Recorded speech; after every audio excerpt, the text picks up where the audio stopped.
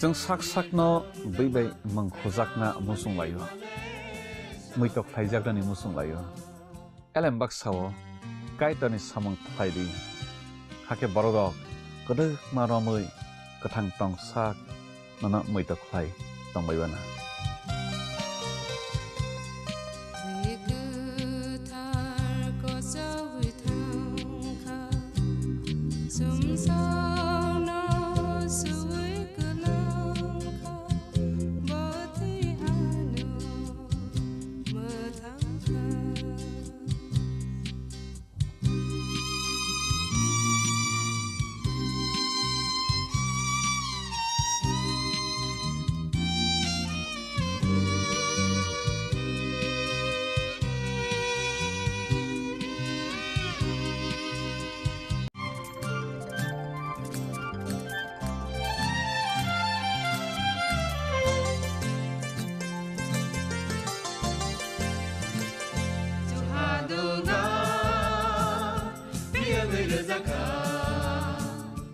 जों sak sakno बैबाय mangkhojak na musung layo muitok thaijak ni musung layo elembak sao kaitani samung thaidi hake borok kodo maromui kathang tong sak nana muitok thai tongbaibana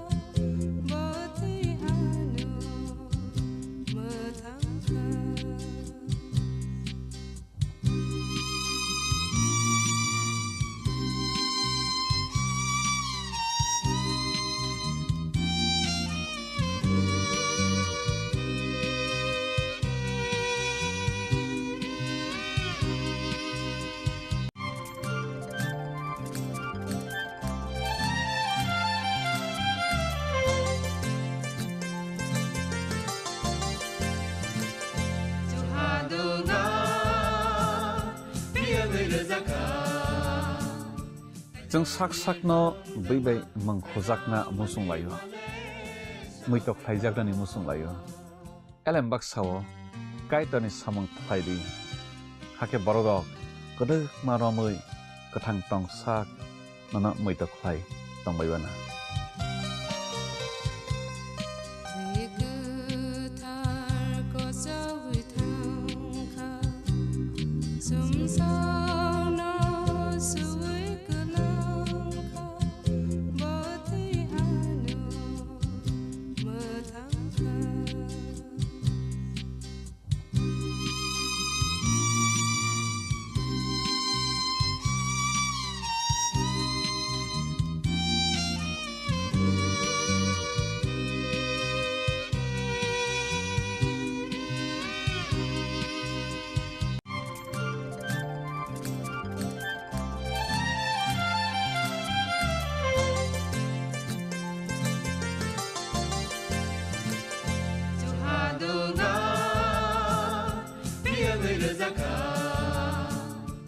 जों sak sakno बैबाय mangkhojak na musung layo muitok thaijak ni musung layo elembak sao kaitani samung thaidi hake borok kodo maromui kathang tong sak nana muitok thai tongbaibana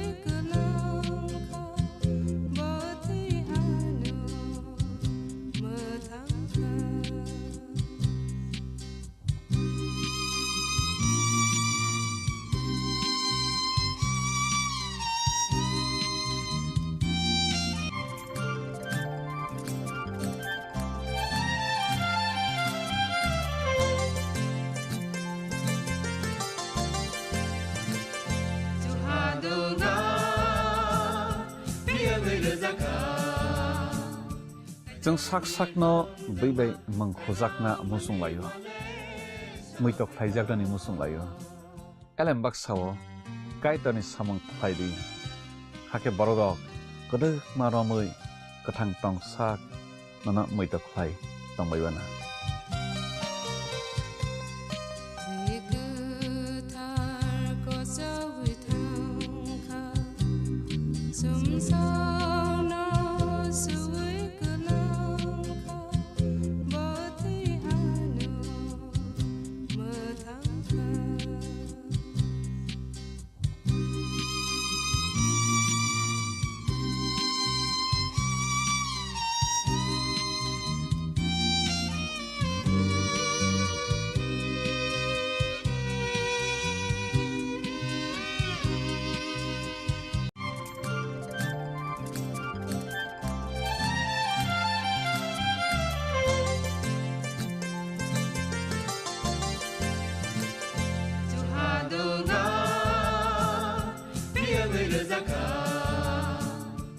जों sak sakno beibai mangkhojakna musung layo muitok khlaijaknani musung layo elembak sao kaitani samang khlaidi hake borok kodok maromui kathang tong sak nana muitok khlai tongbaibana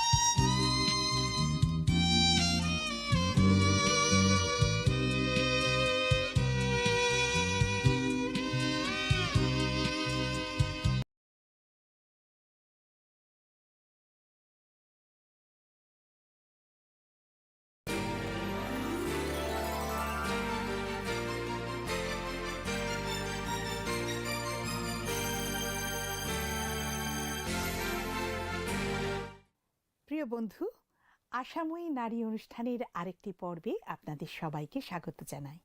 আমরা অত্যন্ত আনন্দিত যে আপনারা সবাই এই অনুষ্ঠানে আবার যোগদান করতে পেরেছেন। আজ আমাদের আলোচনার বিষয় হল জীবনের উপচয়, দৈনন্দিন জীবনে ঈশ্বরের উপস্থিতি উপলব্ধি করা। আচ্ছা নয়মা, তুমি বলতে পারো জীবনের উপচয় এই বাক্যাংশটি কোথা থেকে নেওয়া হয়েছে? এটা যোহন 10 অধ্যায় 10 পদ থেকে নেওয়া হয়েছে, তাই না? একদম ঠিক বলেছ। প্রিয় বন্ধু, সেখানে লেখা আছে, চোর আইসে কেবল যেন চুরি, বধ ও বিনাশ করিতে পারে। আমি আসিয়াছি যেন তাহারা জীবন পায় ও উপচয় পায়। এটাই যিশু প্রতিজ্ঞা করেছেন। আর এই অংশটি হচ্ছে জেরুসালেমে ধর্মীয় নেতাদের সঙ্গে যিশুর আলোচনার ঠিক পরের অংশ। তার মেজদের মধ্যে যিশুর কাজ এবং তার সাথে সাথে যিশুর মেজদের মাঝে যারা কাজ করতে চান, উভয়ের বিষয় আমাদের লক্ষ্য করা উচিত। উপচয় বলতে আমরা যা বুঝি সেটা দেখার আগে আসুন আমরা দেখি তার আক্ষরিক অর্থ কী। জীবনের উপচয় বলতে আমাদের মনে কি আসে? অনেক মানুষের কাছে জীবনের উপচয় কথার অর্থ হলো এই জগতের সমৃদ্ধি, আর্থিক সম্পদ, সম্মান এবং শক্তি। দেখো, কিন্তু এটা হলো জাগতিক দৃষ্টিকোণ থেকে। বিশাল বিশাল জাগতিক ধন সম্পত্তি কিংবা শক্তি ঈশ্বরের সঙ্গে আমাদের সম্পর্ককে নষ্ট করে দেয়। বেশিরভাগ সময়ে ঈশ্বর আমাদের যথেষ্টই দিয়ে থাকেন যাতে আমরা তার সঙ্গে সুসম্পর্ক উপভোগ করতে পারি। প্রথম করিন্থীয় তার 1 অধ্যায় 27 থেকে 29 পদে লেখা আছে, কিন্তু ঈশ্বর জগতিস্থ মূর্খ বিষয় সকল মনোনীত করিলেন, যেন জ্ঞানবানদিগকে লজ্জা দেন, এবং ঈশ্বর জগতের দুর্বল বিষয় সকল মনোনীত করিলেন, যেন শক্তিমন্ত বিষয় সকলকে লজ্জা দেন, এবং জগতের যাহা যাহা নীচ ও যাহা যাহা তুচ্ছ, যাহা যাহা কিছু নয়, সেই সকল ঈশ্বর মনোনীত করিলেন, যেন যাহা যাহা আছে সেই সকল অকিঞ্চন করেন, যেন কোনো মর্ত ঈশ্বরের সাক্ষাতে শ্লাঘা না করে। এই সমস্ত কিছু আমাদের মনোনীত করার বিষয় নয়, কিন্তু ঈশ্বর এগুলোকে মনোনীত করেছেন যাতে আমরা আমাদের নিজেদের বিষয় শ্লাঘা না করি, কিন্তু ঈশ্বরের বিষয় করি। এর এই অর্থ নয় যে খ্রিস্টীয় বিশ্বাসীদের দরিদ্র হতে হবে, তাদের কোনো প্রতিপত্তি থাকবে না, আর এই জগতে শক্তিহীন হয়ে থাকবে। অনন্ত জীবনের নিরিখে এই সমস্ত বিষয়গুলির কোনো গুরুত্ব নেই। আমাদের যা কিছু আছে সবই ঈশ্বরের গৌরবের জন্য ব্যবহার করতে হবে। তুমি কি মেষপালক এবং মেষের উপমাটি ব্যাখ্যা করে বলবে? এটা একটা গুরুত্বপূর্ণ প্রশ্ন। তার পরিচর্যার কাজ বুঝতে যিশু কয়েকটি জিনিসের উদাহরণ দিয়েছেন। এই কাজে তিনি মেষপালক আর মেষের উপমা ব্যবহার করেছেন। তার বক্তব্যের মাধ্যমে যিশু বুঝিয়েছেন কেন কিছু মানুষ তাকে গ্রহণ করতে চায় না। তিনি নিজেকে পরিত্রাণের একমাত্র উপায় বলে ঘোষণা করেছেন আর তার আত্মবলিদানের ভবিষ্যৎবাণী করেছেন। পুরো শাস্ত্র জুড়ে মেষপালকের উপমা আমরা বারবার দেখতে পাই। পুরাতন নিয়মে মন্দ মেষপালকের জন্য ঈশ্বরের কঠিন তিরস্কার আর সতর্কবাণী, আর ভবিষ্যতের একজন উত্তম মেষপালকের বিষয়ে ভাববাণী ছিল। নতুন নিয়মে যিশু উত্তম মেষপালক রূপে নিজেকে চিহ্নিত করেছেন, আর পত্রগুলিতে মণ্ডলীতে যারা নেতৃত্ব দেবেন তাদের বিষয় আমরা উত্তম মেষপালকের একটা ধারণা পাই। দেখো নয়মা, আমি তোমাকে বাইবেলের সময়কালে মেষপালকের জীবন আর মেষদের প্রতি তাদের যত্নের বিষয় কিছু কথা বলি। সেই বিষয়গুলি সঙ্গে বাইবেলে উল্লেখ করা কিছু পদের প্রতিও আমরা কিন্তু লক্ষ্য করব। এটা বেশ ইন্টারেস্টিং শোনাচ্ছে। হ্যাঁ, ঠিক তাই। নতুন নিয়মে কয়েকটি পদ থেকেই আমরা উত্তম মেষপালক আর মেষের ধারণা পাই। জানেন বন্ধু, যোহন লিখিত সুসমাচারে এই বিষয়ে 4টি পদে উল্লেখ করা হয়েছে। আমি উত্তম মেষপালক। উত্তম মেষপালক মেষদের জন্য আপন প্রাণ সমর্পণ করে। মেষ সকল যাহা নিজের নয়, সে কেন্দুয়া আসতে দেখিলে মেষগুলি ফেলিয়া পলায়ন করে। তাহাতে কেন্দুয়া তাহাদিগকে ধরিয়া লইয়া যায় ও ছিন্ন ভিন্ন করিয়া ফেলে। সে পলায়ন করে, কারণ সে বেতনজীবী, মেষদিগের জন্য চিন্তা করে না। আমি উত্তম মেষপালক। আমার নিজের সকলকে আমি জানি এবং আমার নিজের সকলে আমাকে জানে। আর এই বিষয়ে লেখা আছে যোহন 10 অধ্যায় 11 থেকে 14 পদ। এবার আমরা বাইবেলের সময়ে মেষ এবং মেষপালকদের বিষয় লক্ষ্য করি। পলেস্টিওতে প্রচুর মেষ পাওয়া যেত। অব্রাহামের সময় থেকে বর্তমান সময়ে পবিত্র দেশে মেষের সংখ্যা উপচিয়ে পড়েছে। বাইবেলের সময়ে আরবের মানুষেরা শত শত বছর ধরে তাদের জীবিকার জন্য মেষের উপর নির্ভরশীল ছিল। বাইবেলের সময়ে জিহুদিরা প্রথম মেষপালক ছিল, তারপর তারা কৃষক হয়েছিল, কিন্তু তারা তাদের মেষপালকের জীবন কোনোদিনই সম্পূর্ণভাবে পরিত্যাগ করেনি। আচ্ছা, আমরা এই বিষয়টি কিভাবে জানতে পারি? বাইবেলে এর কোনো উল্লেখ আছে কি? নিশ্চয়ই। ইয়োব 42 অধ্যায় 12 পদে আমরা জানতে পারি যে ইয়োবের 14,000 মেষ ছিল।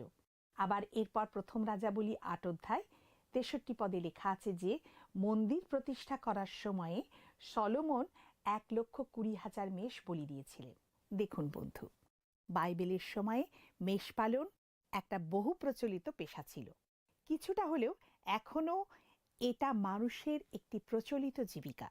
অব্রাহাম, তার পুত্র ইসাহাক এবং ইসাহাকের পুত্র যাকব সবাই মেষপালক ছিলেন।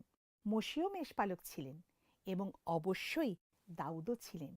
খ্রিস্টের জন্মবার্তা মেষপালকদের কাছেই ঘোষণা করা হয়েছিল। মেষদের বিষয়ে একটা মজার তথ্য আছে, কিন্তু বিষয়টি সত্য। মেষের মোটা লেজের মধ্যে শক্তি মজুত করা থাকে, যেমন উটের কুঁজের মধ্যে থাকে। লেজের মধ্যে অনেক মেদ থাকে। মেষ মারা হলে তার লেজটি অনেক মূল্যে বিক্রি হয়। লোকেরা পুরো লেজ বা তার একটু অংশ কিনে নিয়ে যায় আর কোনো কিছু ভাজার সময় ওটার চর্বি ব্যবহার করে। দেখুন বন্ধু, এই বিষয়ে বাইবেলে উল্লেখ আছে। যাত্রা পুস্তক 29 অধ্যায় 22 পদে আমরা যদি পাঠ করি, পরে তুমি সেই মেষের মেদ, লাঙুল ও অন্ত্রের উপরিস্থ মেদ ও যকৃতের উপরিস্থ অন্ত্রপ্লাবক ও 2 মেটিয়া ও তদুপরিস্থ মেদ ও দক্ষিণ জঙ্ঘা লইবে, কেননা সে হস্তপূরণার্থক মেষ। একইভাবে লেবীয় পুস্তক তার 3 অধ্যায় 9 পদে লেখা আছে, আর মঙ্গলার্থক বলি হইতে কিছু লইয়া সদাপ্রভুর উদ্দেশ্যে অগ্নিকৃত উপহার উৎসর্গ করিবে। ফলত তাহার মেদ ও সমস্ত লাঙ্গুল মেরুদণ্ডের নিকট হইতে ছাড়িয়া লইবে, আর আতরি ঢাকা মেদ ও অন্ত্রের উপরিস্থিত সমস্ত মেদ। আরেকটি ইন্টারেস্টিং বিষয় হলো, দেখো যে পরিবারের কনিষ্ঠতম পুত্রের উপর মেষ চড়াবার ভার পড়ত সেই সময়।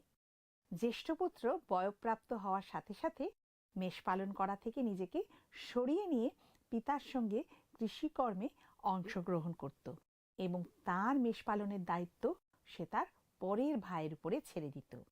এইভাবেই যিশয় তার ৮ পুত্রকে বড় করে তুলেছিলেন। পরে শমূয়েল যিশয়কে কহিলেন, এই কি তোমার সমস্ত সন্তান? তিনি কহিলেন, কেবল কনিষ্ঠ অবশিষ্ট আছে, দেখুন সে মেষ চড়াইতেছে। আর এই বিষয়টা লেখা আছে ১ম শমূয়েল তার ১৬ অধ্যায় ১১ পদে। দাউদ পরিবারের ঘনিষ্ঠতম পুত্র হওয়ার কারণে মেষ পালনের দায়িত্ব তার উপরে ন্যস্ত ছিল। মেষপালকের আরেকটি বিষয় ছিল মেষপালকের পাঁচনি। এই পাঁচনি ছিল অনেকটা পুলিশের লাঠির মতন। বেশিরভাগ সময় ওটা এলা কাঠের তৈরি হতো, আর একদিকে একটা হাতল থাকতো। এই হাতলে অনেক সময় একটা প্রেক লাগানো থাকতো, যার জন্য পাঁচনিটি একটি ভালো অস্ত্রে পরিণত হতো। কোনো সন্দেহ নেই যে বন্য জন্তুদের থেকে তার মেষদের রক্ষা করতে দাউদ এমনই একটি পাঁচনি ব্যবহার করত, যা আমরা দেখতে পাই ১ম শমূয়েল তার ১৭ অধ্যায়। যিহুদি লেখকেরা আমাদের জানিয়েছেন যে মেষপালকেরা তাদের মেষদের একটা সংকীর্ণ দাঁড় দিয়ে তার হাতে ধরা পাঁচনির তলা দিয়ে তার দিকে এগিয়ে আসতে দিত। পাঁচনির মাথাটা কোনো প্রকার রঙিন তরলে চুবানো থাকত এবং সেটি প্রতিটি দশম মেষের উপরে নেমে আসত, আর সেইভাবে সেটিকে সদাপ্রভুর কাছে বলিদানের জন্য চিহ্নিত করা হতো। মেষপালকেরা তাদের মেষদের দেখাশোনা করার সময় তাদের কাছে যষ্টি সঙ্গে রাখত। দাউদ তার গীতে পাঁচনির সঙ্গে যষ্টিরও উল্লেখ করেছেন। এটা লেখা আছে গীতসংহিতা ২৩-এর ৪ পদে। এই যষ্টি হচ্ছে একটি ৫ থেকে ৬ ফুট লম্বা লাঠি, যার কোনোটার মাথাটা বেঁকানো থাকত। সেটা ব্যবহার করা হতো মেষের দেখাশোনা আর সুরক্ষার জন্যই। এগুলি খুবই ইন্টারেস্টিং এবং উপকারী তথ্য। নিশ্চয়ই। মেষ আর মেষপালকদের বিষয় আরো অনেক ইন্টারেস্টিং বিষয় আছে বন্ধু, কিন্তু দুঃখের বিষয় হলো আমাদের সময়ের অভাবের জন্য সবকিছু এখানে আমরা আলোচনা করতে কিন্তু পারছি না। আচ্ছা দিদি, মেষপালকেরা মেষদের খাদ্য পানীয়ের ব্যবস্থা কিভাবে করত? দেখো, মেষপালকদের বছরের মধ্যে একটি প্রধান কর্তব্য ছিল মেষদের জন্য খাদ্যের পরিকল্পনা করে রাখা। জুন মাস থেকে সেপ্টেম্বর মাস পর্যন্ত চারিদিকে চারণভূমি বা চরানিগুলো সবুজ হয়ে থাকত। তখন মেষদেরকে খামারের কাছাকাছি চড়তে দেওয়া হতো। আর দেখুন বন্ধু, যখন সেখানকার খাবার শেষ হয়ে যেত তখন অন্য জায়গায় চরানির অন্বেষণ করা হতো। শাস্ত্রের অনেক অংশে আমরা মেষপালকদের তাদের মেষদের জন্য চরানির অনুসন্ধান করবার কথা পাঠ করেছি বা আমরা দেখতে পাই। তাহারা আপনাদের পশুপালনের জন্য চরানির অন্বেষণে গদরের প্রবেশস্থানে উপত্যকার পূর্ব পাশ পর্যন্ত গেল। তাহারা বহু তৃণযুক্ত উত্তম চরানি পাইল, আর সেই দেশ প্রশস্ত, প্রশান্ত ও নির্বিরোধ ছিল, কারণ হাম বংশীয়রা পূর্বে সেই স্থানে বাস করত, যা আমরা দেখতে পাই ১ম বংশাবলী তার ৪ অধ্যায় ৩৯-৪০ পদে। এখানে গীত রচয়িতা ঈশ্বরের ধন্যবাদ দিয়েছেন পালক হিসাবে সদাপ্রভু মানুষদের জন্য চরানি প্রদান করার জন্য, তাহাতে তোমার প্রজা ও তোমার চরানির মেষ যে আমরা চিরকাল তোমার স্তব করিব, পুরুষানুক্রমে তোমার প্রশংসা প্রচার করিব। তারপর চরানি নির্বাচন করার ক্ষেত্রে জলের সংস্থান করা অত্যন্ত প্রয়োজনীয় বিষয় ছিল। প্রায়শই মেষপালককে কোনো বয়ে চলা জলের স্রোতের কাছে চড়তে দেওয়া হতো, কিন্তু খুব দ্রুতগতিতে বয়ে চলা স্রোতের জল পান করতে মেষেরা ভয় পেত। সে কারণে মেষপালকেরা কোনো স্থির সরোবরের খোঁজ করত অথবা তাদের তৃষ্ণা মেটাবার জন্য কোনো শান্ত স্থান খুঁজে বার করত। আর তাই গীতরচক ঈশ্বরকে ঈশ্বরীয় মেষপালক রূপে বর্ণনা করে বলেছেন, তিনি বিশ্রাম জলের ধারে ধারে আমাকে চালান, যা আমরা দেখতে পাই গীতসংগীতা 23 তার 2 পদে। কিন্তু গ্রীষ্মের তাপে যখন জলাধারগুলো সব শুকিয়ে যেত, পলেস্টিওতে যেটা খুবই সাধারণ বিষয় ছিল, তখন কূপের জল ব্যবহার করা হতো। আর এটা লেখা রয়েছে আদিপুস্তক তার 29 অধ্যায় 8 থেকে 10 পদে। আচ্ছা দিদি, এই মেষদের কোথায় রাখা হতো? একটা সাধারণ খোয়ার বা বাথানকে কাঁটার ঝোপ দিয়ে ঘিরে তার মধ্যে মেষগুলোকে রাখা হতো।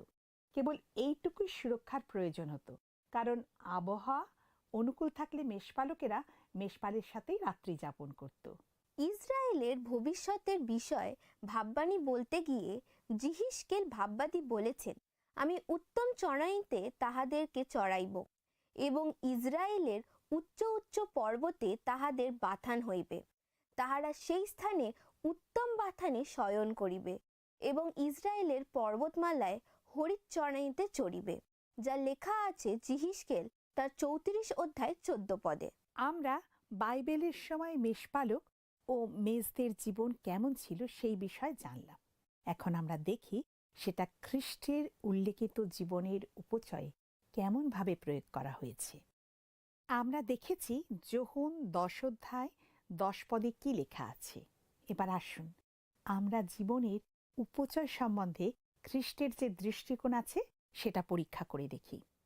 প্রথম তিনি বলেছেন যে চোর আইসে কেবল যেন চুরি, বধ ও বিনাশ করিতে পারে। যিশুর সুস্পষ্ট বক্তব্য হল যে চোরের লক্ষ্য হল চুরি করা, হানা দেওয়া, দখল করে নেওয়া এবং অন্য সম্পত্তি লুট করে নেওয়া। মেষপালক ও মেষপালনের উপমা দিয়ে তিনি কপট ও স্বার্থপর নেতাদের বিষয় বুঝিয়েছেন। এই ধরনের গুরু বা শিক্ষকেরা সঠিক দ্বার দিয়ে প্রবেশ করে না, অথবা ঐশ্বরিক আজ্ঞা দ্বারা আসে না। তারা আসে যাতে খ্রিস্টকে অনুসরণ করা থেকে মানুষকে বিভ্রান্ত করে তুলতে।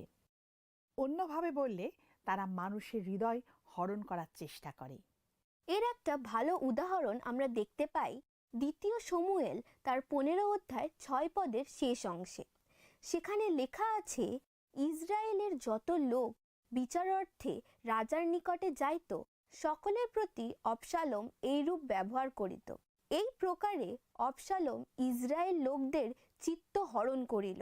আর এই মন্দ পরিকল্পনার মাধ্যমে অনেকেই দাউদের রাজপদের বিষয় প্রশ্ন করতে শুরু করেছিল আর সন্দেহ প্রকাশ করেছিল যে ঈশ্বরের অনুগ্রহ তখনও তার উপরে আছে কিনা। এরপর নতুন নিয়মে আমরা ফরিসীদের এই একই কাজ করতে দেখি। লেখা আছে, তারা বিধবাদের গৃহ গ্রাস করে এবং কপটভাবে লম্বা লম্বা প্রার্থনা করে। এই শিক্ষকেরা যারা সঠিক দ্বার দিয়ে প্রবেশ করে না অথবা ঐশ্বরিক আজ্ঞা দ্বারা আসে না, তারা প্রতারণা করতে চায় এবং খ্রিস্টের মেষদের তাঁর কাছ থেকে সরিয়ে নিয়ে যাওয়ার চেষ্টা করে। দ্বিতীয় বিষয় যা যিশু যোহন 10 অধ্যায় 10 পদে উল্লেখ করেছে সেটা হলো যে তারা বধ ও বিনাশ করে। আচ্ছা বন্ধু, তারা কিভাবে এটা করে? তারা ভ্রান্ত ঈশ্বরবাদ দ্বারা মানুষের আত্মাকে হরণ করে নিয়ে এটা করার চেষ্টা করতে চায়। এই ভ্রান্ত ঈশ্বরবাদ ক্যান্সারের মতো কাজ করে আর মানুষের মনকে বিষাক্ত করে তোলে। তারা অল্প বিশ্বাসীর বিশ্বাসকে টলিয়ে দেয়। তবু খ্রিস্টের যারা সত্যিকারের মেষ, তাদের ধ্বংস করতে কিন্তু তারা পারে না। কিন্তু পৃথিবীতে যিশুর পরিচর্যা কাজ একেবারে ভিন্ন প্রকৃতির ছিল। তিনি বলেছেন, আমি আসিয়াছি যেন তাহারা জীবন পায়।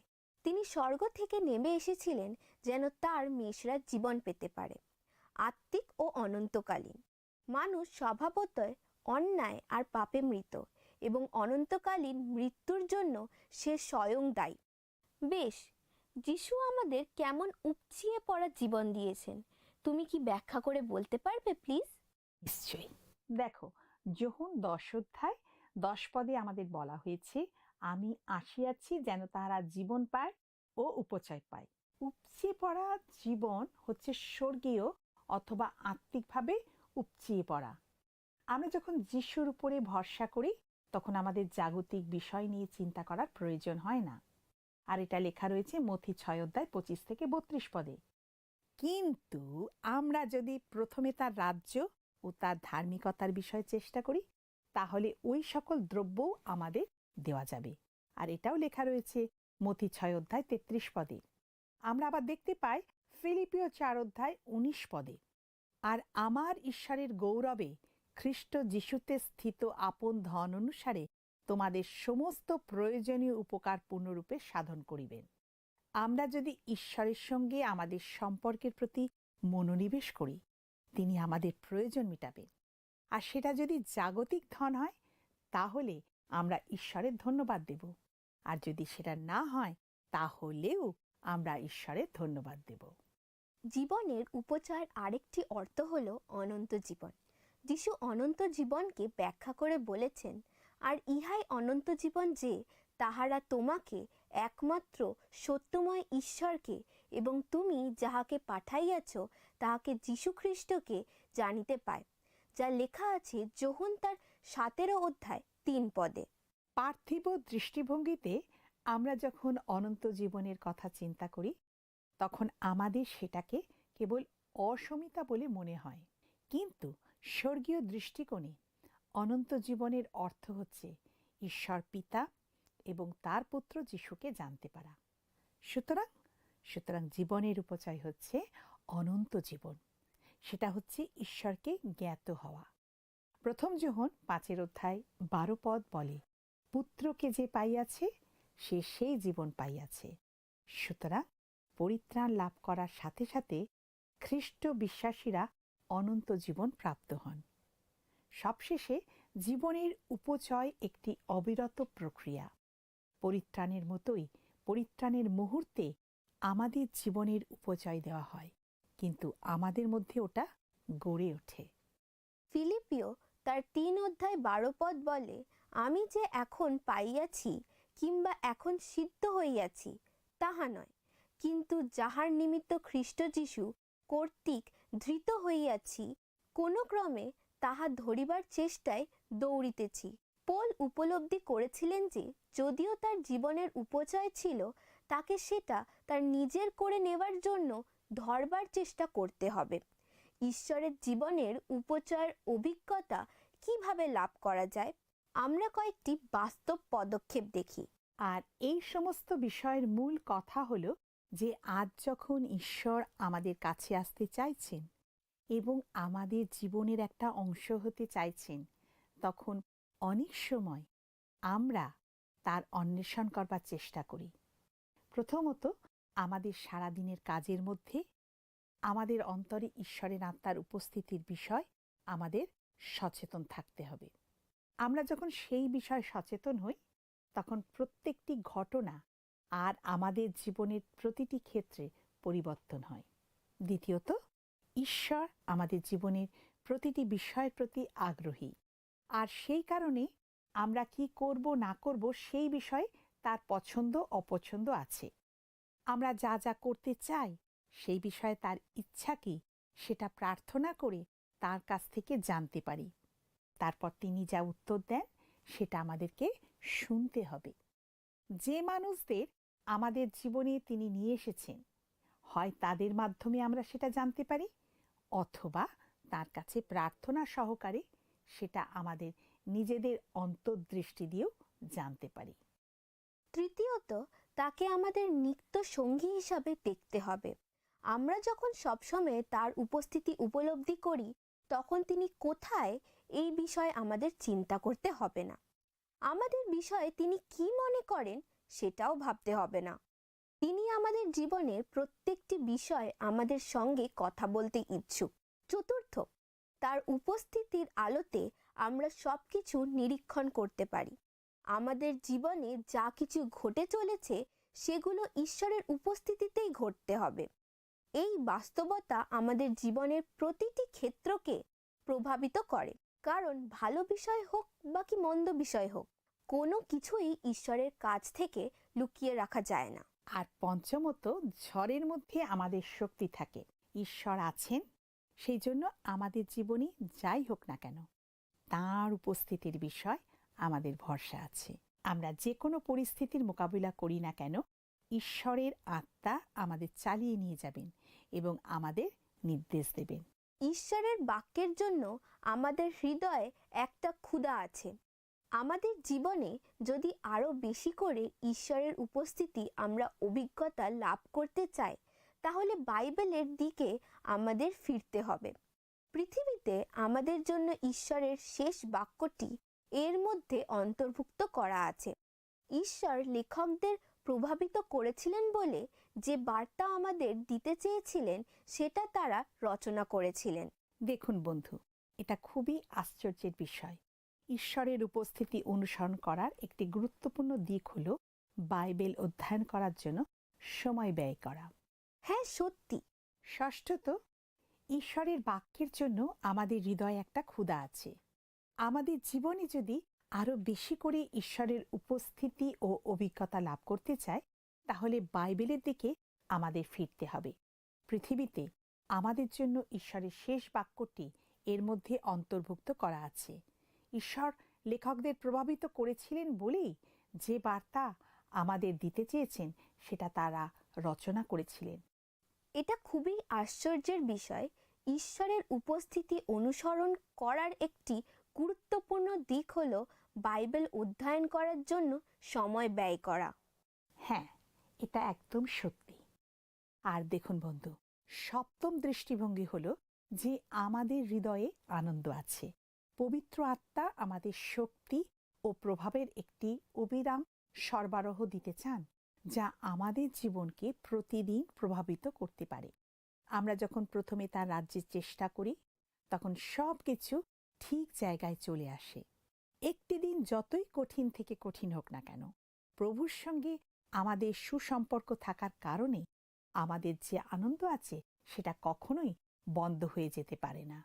অষ্টমত, ঈশ্বর আমাদের জন্য ভালো যা কিছু করেন সেই সম্বন্ধে আমরা আরো বেশি সচেতন হতে পারি।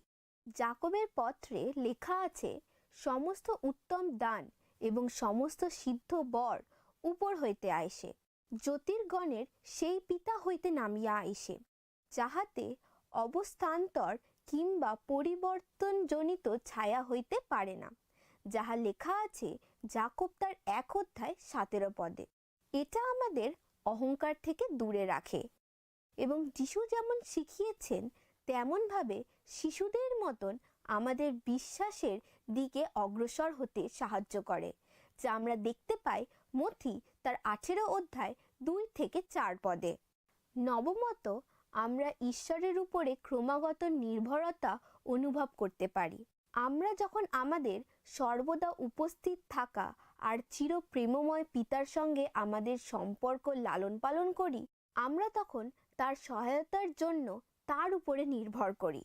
আর দশম বিষয় হল আমাদের জীবনে প্রার্থনাকে অগ্রাধিকার দেওয়া উচিত। আমরা যখন আমাদের জীবনে ঈশ্বরের উপস্থিতি অন্বেষণ করি, আমরা তখন সব সময় ঈশ্বরের সঙ্গে কথা বলি, চুপ করে অথবা চেঁচিয়ে, যেভাবেই হোক না কেন। আমরা যখন কথা বলি তখন আমাদের স্বর্গস্থ পিতা সেটা শোনেন। এই অন্বেষণের ফলাফল হয় যে যীশুখ্রিস্টের সাথে আমাদের আরও শক্তিশালী এবং ঘনিষ্ঠ সম্পর্ক সৃষ্টি হয়। আমাদের প্রিয় দর্শক বন্ধুরা, বাইবেল বিভিন্ন রকম কাহিনী ও শিক্ষার দ্বারা পূর্ণ হয়ে থাকলেও সে সমস্ত ঈশ্বরের বিষয় এবং আমরা যে জগতে বাস করি তার বিষয় আমাদের কাছে উপস্থিত করে। এটা ঈশ্বর আর আমাদের বিষয় কাহিনী। তাহলে বন্ধু, আসুন আমরা প্রার্থনায় যাই, আর আমি চাই যে আপনিও আমাদের সাথে প্রার্থনা করবেন। প্রার্থনা করি। প্রিয়তম প্রভু যীশু, এই সুন্দর সময়ের জন্য তোমায় ধন্যবাদ দিই। আজকে আমরা প্রত্যেকে যে সমস্ত বিষয় শিখলাম তা যেন আমরা মনে রাখতে পারি। আমরা যেন প্রত্যেকে তোমার আশীর্বাদের দ্বারা জীবনের উপচয় লাভ করতে পারি, তোমার ধন্যবাদ করতে পারি। আজকেও প্রভু, হয়তো অনেক বন্ধু তাদের প্রার্থনার বিষয় নিয়ে তোমার কাছে এসেছে। তুমি তাদের প্রার্থনা শোনো, উত্তর দাও এবং বিশ্বাসে বৃদ্ধি পেয়ে জীবনে তোমার জন্য তাদের সাক্ষ্য বহন করতে তুমি সাহায্য করো। সকল গৌরব তোমারই হোক, যিশুর নামে প্রার্থনা চাই, আমিন। তাহলে বন্ধুরা, আমরা আমাদের আরেকটি আকর্ষণীয় পর্বের শেষে এসে উপস্থিত হয়েছি। ঈশ্বর আমাদের সকলকে চালনা করুন আর শক্তিশালী করে তুলুন, যাতে আমরা আমাদের জীবনের তার উপস্থিতির মাধ্যমে জীবনের উপচয়ের অভিজ্ঞতা লাভ করতে পারি। তাহলে বন্ধু, আগামী পর্বে আমাদের আবার সাক্ষাৎ হবে। আর আমাদের স্ক্রিনে দেওয়া নম্বরে যোগাযোগ করতে ভুলবেন না। তাহলে ভালো থাকবেন। নমস্কার।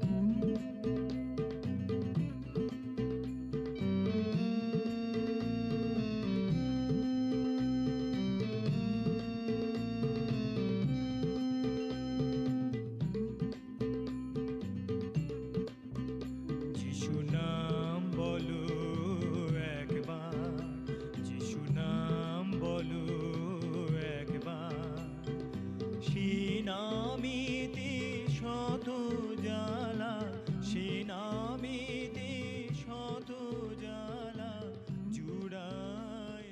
গত সপ্তাহের আমাদের বিজয়ী দর্শক বন্ধু হলেন দুলালী মাহাতো, বাঁকুড়া থেকে।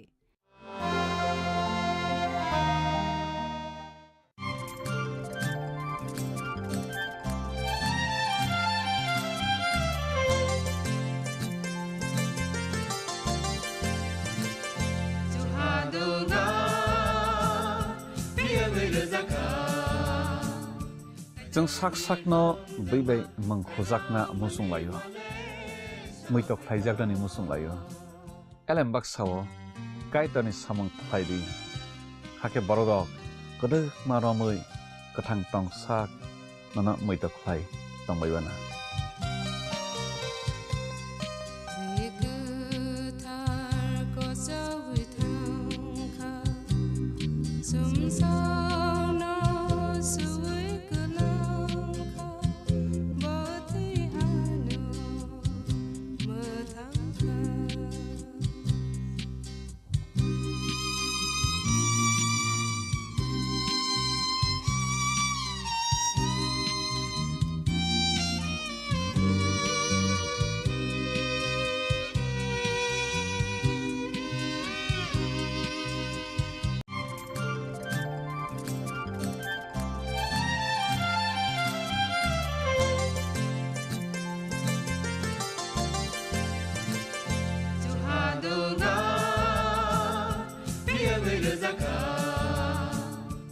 जों साक साकनो बैबाय मंखजाकना मुसुं लायो मैtok फाइजागदानि मुसुं लायो एलेम बाक्साओ काइतानि सामं फाइदि हाके बरदक गोदो मारमै गोथां टं साक नना मैtok फाइ तंबायबाना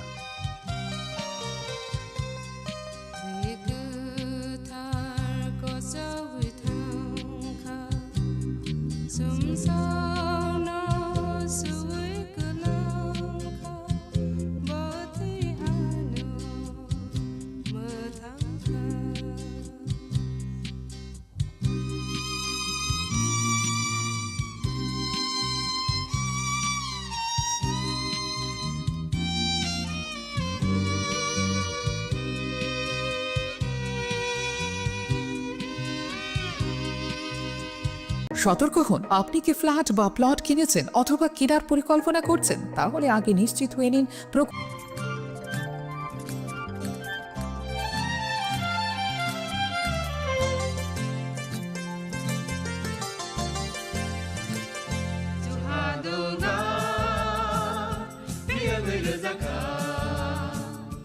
जों साक साकनो बैबाय मंखजाकना मुसुं लायो मैtok फाइजागदानि मुसुं लायो एलेम बाक्साओ काइतानि सामं फाइदि हाके बरदक गोदो मारमै गोथां टं साक नना मैtok फाइ तंबायबाना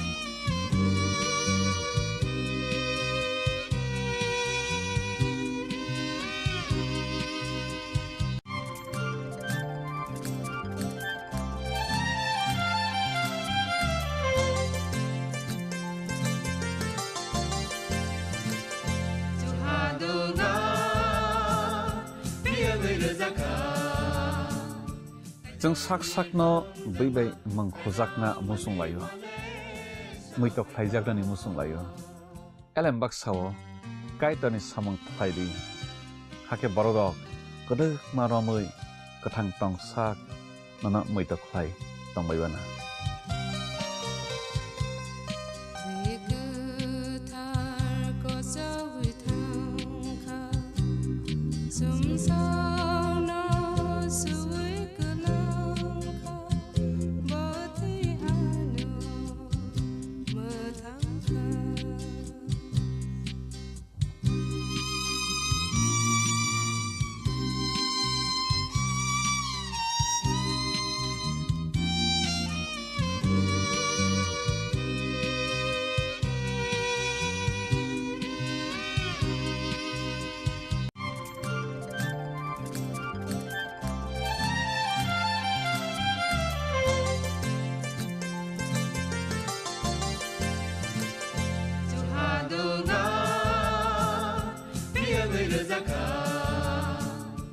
जों sak sakno बैबाय mangkhojakna musung layo muitok phaijaknani musung layo elembak sao kaitani samung phaidi hake borok kodo maromui kathang tong sak nana muitok phai tongbaibana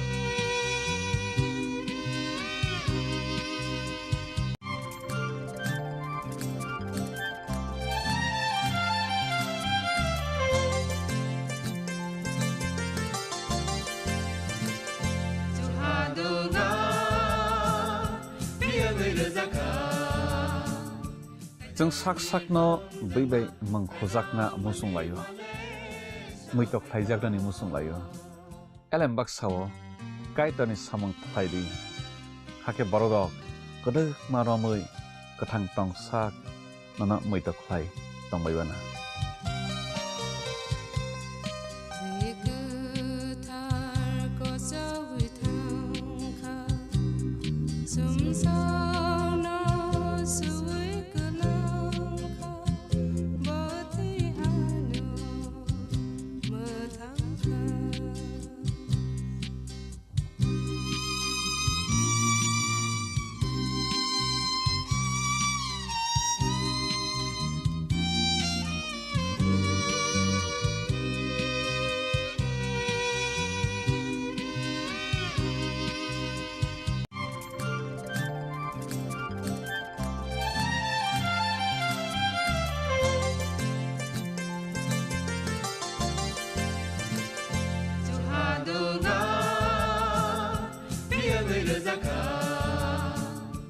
जों sak sakno बैबाय mangkhojakna musung layo muitok phaijaknani musung layo elembak sao kaitani samung phaidi hake borok kodo maromui kathang tong sak nana muitok phai tongbaibana